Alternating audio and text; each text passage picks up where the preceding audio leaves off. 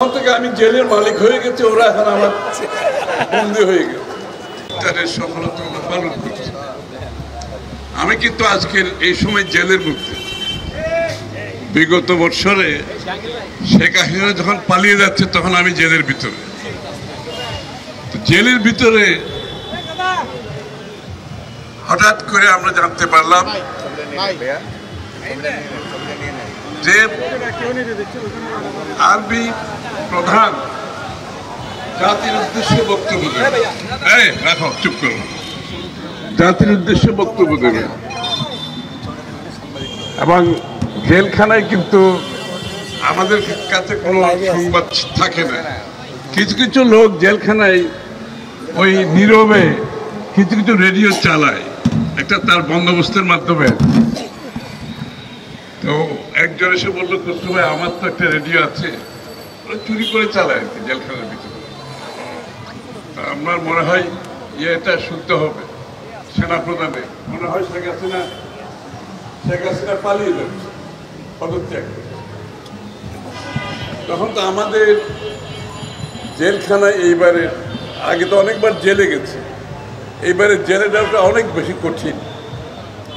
আমাদের 5টার সময় lock up, বাড়ির সাথে কোনো যোগাযোগ নাই, বাইরে থেকে খাওয়া দাওয়া বন্ধ, কঠিন একটা অবস্থার মধ্যে আমরা এক একটা দিন কাটাচ্ছি। এই সময় যখন এই খবর আসলো এবং তখনই আমরা ধরে নিয়েছি বোধহয় দেশ মুক্তির দিকে যাচ্ছে।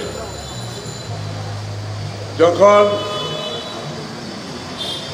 সেনাপ্রধান তার বক্তব্যে শেখ হাসিনার পালিয়ে যাওয়ার বিষয়টি তুলে ধরেছেন, সমস্ত জেলখানায় একসাথে মনে হয় একটা বোমা ফেটেছে, একটা শব্দ।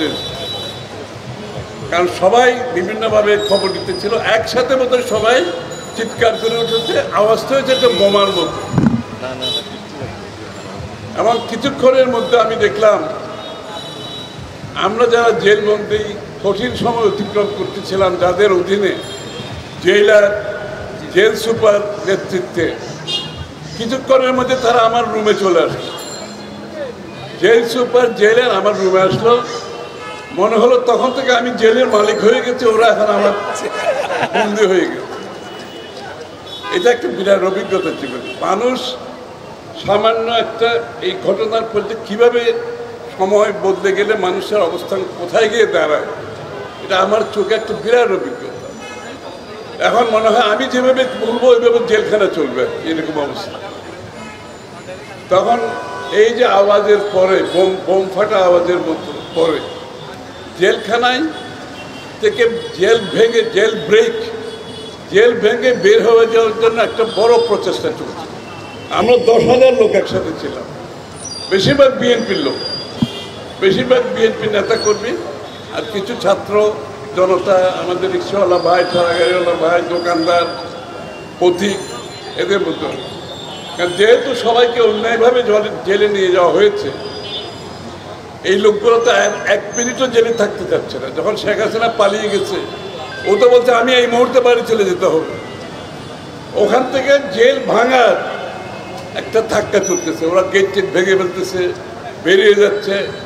তখন জেল সুপার আমাকে বলছে, স্যার আপনার উপস্থিতিতে যদি জেল ব্রেক হয়, এটা কিন্তু ইতিহাসে একটা খারাপ নজির সৃষ্টি হবে, একটু দয়া করে যদি এটা বন্ধ করতে পারেন। যে আমি কীভাবে বন্ধ করবো, এখানে কতগুলো বিল্ডিং, স্যার সবাই 10,000 লোক জেলের মধ্যে। তখন ওরা হ্যান্ড মাইক দিল আমাকে, হ্যান্ড মাইক এনে দিল, স্যার আপনি যদি প্রত্যেক বিল্ডিংয়ের সামনে গিয়ে একটা অনুরোধ করেন যাতে জেল ব্রেক না করে। যখন আমি গেলাম, আমি দেখতেছি জেল ব্রেকটা হলে খুব বিষয়টা একটা অন্য জায়গায় চলে যাবে। আমি মাইক নিয়ে প্রত্যেক বিল্ডিংয়ের সামনে দাঁড়িয়েছি, তাদেরকে বলছি শেখ হাসিনা পালিয়ে গেছে, আমরা সবাই বেরিয়ে যাব, আর আমি তোমাদের ছাড়া আমি জেল থেকে বাইর হব। এইটা বলার পরে ওরা সবাই শান্ত হয়ে গেল, প্রত্যেকটা